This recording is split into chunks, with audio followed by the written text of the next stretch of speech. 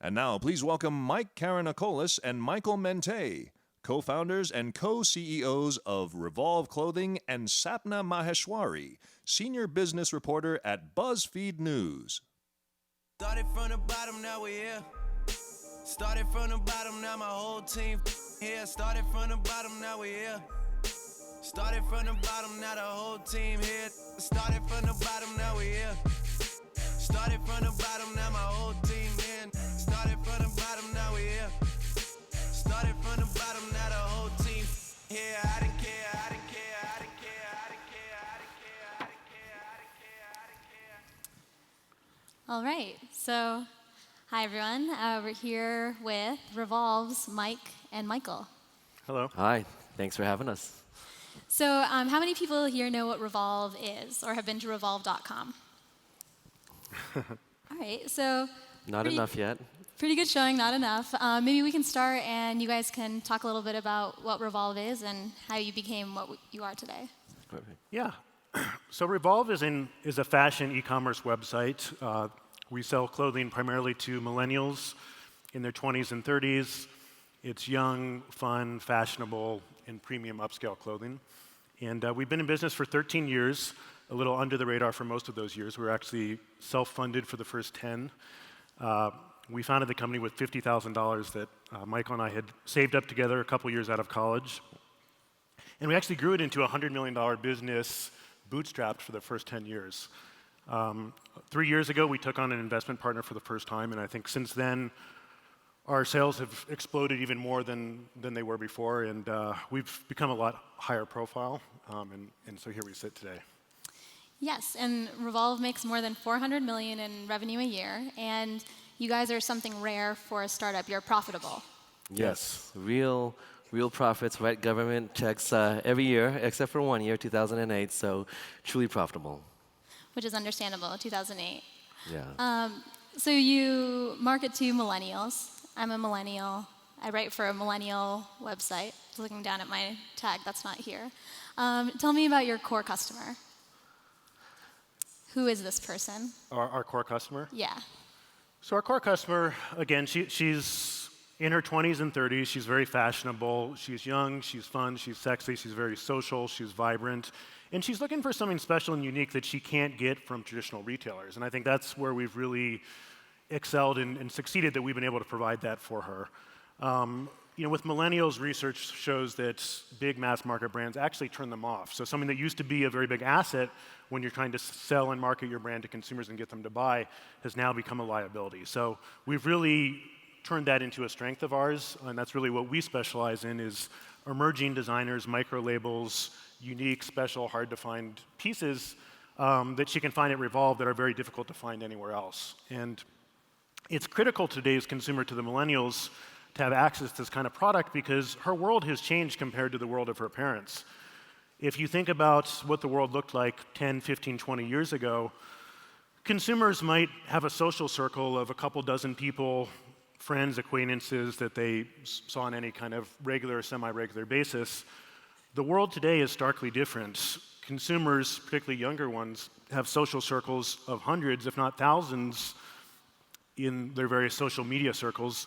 And it has very different implications for what she needs from an experience shopping websites. And in particular with fashion, expressing herself is very different in today's world where everything's interconnected than it was 10, 15 years ago. So Yeah, definitely. Like, years ago, fashion decisions would be you go to your local mall, you peruse everything, you gravitate towards, whether it's the store or the brand or the label or the corner of a store, the tribe that you identified with.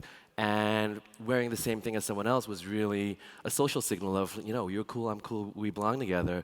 But we've really seen how those signals have really eroded, and it's really about individuality. And I think it's been super obvious about all the brands and labels that were very logo-oriented, whether it be, a big, brand logo or insignias and things like that. And now it's really about individuality, self-expression, uniqueness. Now that everyone does have access to everything on their phones, it really is about identifying and connecting with product and a purchase in a really deeply emotional way. And I think that's something that we've been able to figure out through the years. Mm-hmm. Combination of our experience, with two random dudes with a technology background, combined with the big team that we've built of real, deeply entrenched millennial consumers, we've been able to blend that into like a nice formula of success that we feel is quite defensible as well. Right. And how do those insights sort of advise your merchandising strategy and how you decide which items to carry on your site? I think ultimately it's definitely a good balance of the kind of predictive things that humans are able to do extremely, extremely well. So we have an amazing, amazing team comprised of our customer who are not only consumers but really understand that from a business perspective, but really blending that with the analytical systems that being a pure play e-commerce provides, where we can test a new trend out, identify whether it works or doesn't work, and instantly react. Or understand that it may not work, but it's something that you can try again. We definitely don't have to place big bets and really can experiment with a broad fashion world and identifying how trends emerge and bubble up, across the world for our consumers. Maybe you can walk us through how that process worked for one big trend, maybe in the past few years, and how it went from identifying it to pulling the trigger to putting it on your website and then selling it and deciding to take it off the site. Yeah, I think it's definitely in our nature being entrepreneurial, and I think it's also key to the fashion segment to take risks. And I think a perfect example is something that we have just seen that we think we'll see a lot more of, is kind of gown-like dresses with trains, but that are worn casually. It's kind of counterintuitive, but I think its uniqueness is something that really attracts our fashion-forward consumer. So literally in the past 2-3 weeks, we've seen some interesting product where it's literally like a silk gown that drags on the floor, but we see our consumer wearing it, posting it on social media, going to a restaurant even, and incorporating that kind of awesome kind of like elegance into the casual wardrobe and to their daily lives. We've seen this check very, very well. It was an experiment. It could have easily been someone like, what were you thinking? That's weird. That's kind of crazy. But we've really seen that sales have been strong, and we anticipate seeing a lot more of that product in our segment. We've seen that immediately right away, and our buyers go seek it throughout our broad vendor matrix of 500 to 700 different vendors. Yeah, and I think that's really a crucial distinction between how we operate and how traditional retailers operate. Yes, we have great fashion experts within the business. We absolutely need them. And their instincts and their study of the industry is what allows us to understand what are the kinds of things that we need to take bets on. But I think in contrast to other retailers, their instinct is not the final word. The final word is the customer. And I think for any business, that's true. The final word always has to be the customer, and that's ultimately what dictates your success. And I think that's what we do much better than a lot of the traditional retailers and why we've been so successful. So the gowns is an example of something that we felt was interesting. We had no idea it would hit as big as it did, but we're very nimble and prepared to be surprised so that we can run with something strong as soon as we see it hit. Mm-hmm. And I think that's something that's terrifying for a lot of traditional retailers who operate on a much longer timeline and then sort of live and die by the SKUs they end up selecting. Whereas with you sort of identify the trend, buy it, and then how much of it do you buy? Yeah, our exposure is very diversified. It depends on how strongly we feel about the trend, but we only need to buy enough to get an initial read on the data. And we have tens of thousands of SKUs that we carry, which is very different from traditional specialty retailers. So we have a lot of room to experiment and get feedback and data from customers, and a huge set of data to gather inputs from. So again, I think that allows us to operate our business very differently, which is why we've been able to achieve such a huge scale with profits at the same time, which I think very few other players in the industry have done. And I think one thing the audience might not realize is how high the price point is on your items. What's the sort of average price of a garment at Revolve? So our average sale price of a single item is around $150. Our average order value is around $300. So again, it's a very premium aspirational product. And a lot of people on the outside had questions about, can we market this product to millennials? But millennials do value nicer products and finer things in life. And they're starting to get to the point where they have the spending power to actually purchase these things in large quantities. People think of millennials as the younger generation, and they have been for a while, but the oldest millennials are actually now 36, which I think is pretty mind-blowing. So the oldest ones are really right in the sweet spot of their maximum spend power. And I think by staying ahead of that trend, it's enabled Revolve to be very successful. And I think a lot of traditional retailers are going to have trouble now. You saw a lot of the teen retailers having problems when the millennials were younger. Well, now the millennials are getting into their 30s. They're going to be in their 40s soon, the oldest ones. And that's really going to place a lot of hurt, I think, on traditional retailers like a Nordstrom or a Bloomingdale's or companies like that. Right. I hope I never turn 40. No, just kidding.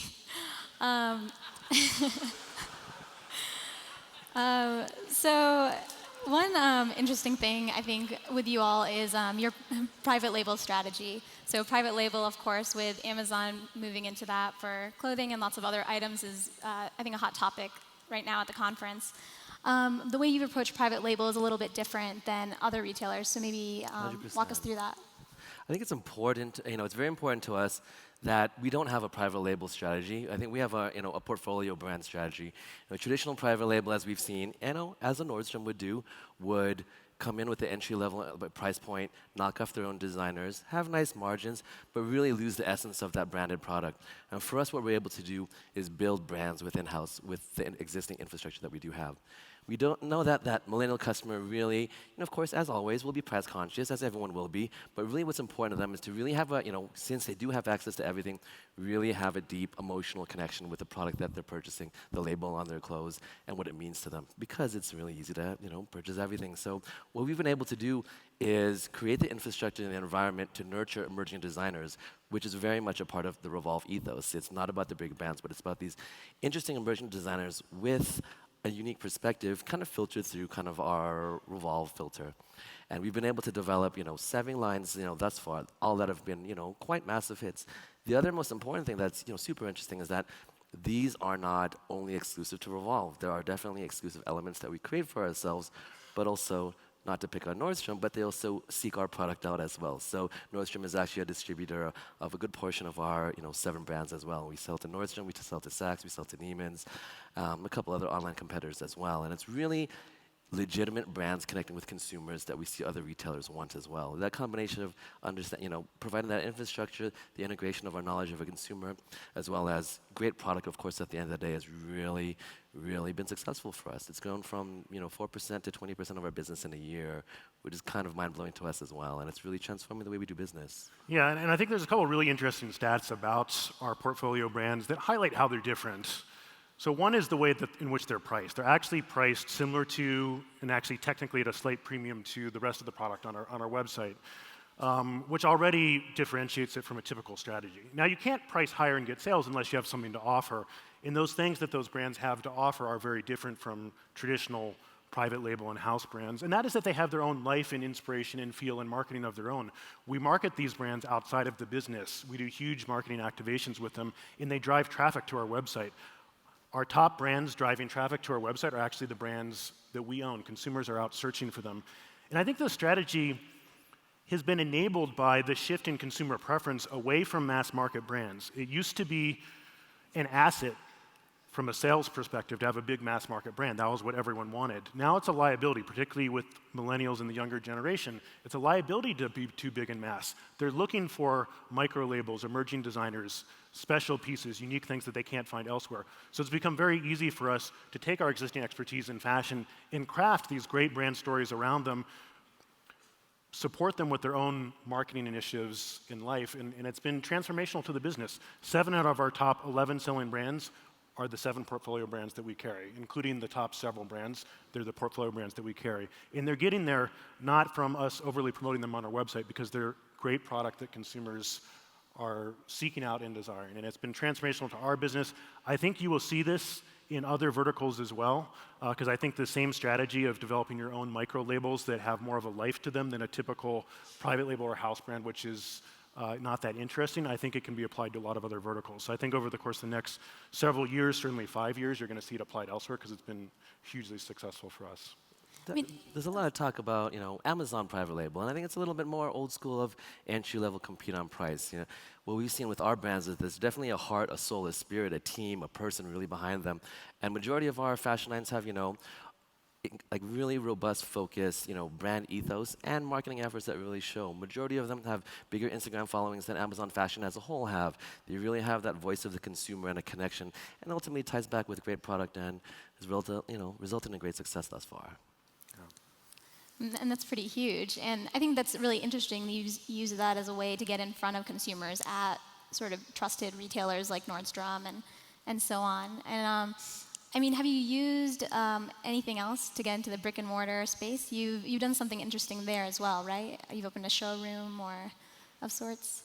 Definitely. Like what for us is super interesting is that we see the physical space as, not a place for a rack of clothes where you can obviously browse and much more, greater experience on your phone, on your computer. But for us, the physical space that we have is really about embodying our brand and experience and our lifestyle. So a lot of the places, it's quite funny in the sense that it's a place for consumers to come, have, high-touch service, but also experience the Revolve lifestyle of fun, socialization, see and be seen, exclusivity, Los Angeles lifestyle. Of course, we have a beautiful rooftop deck and place that we have great parties. And I think it's not just a place to come and look at clothes, but it's a place to come and understand what we as a brand are all about. So there'll be definitely a lot more action over there coming soon. You'll have to come by when you're in town as well. I'll definitely check it out. And I think that's all the time we have. So thank you so much for Thank you. Thanks for having us. It's been fun.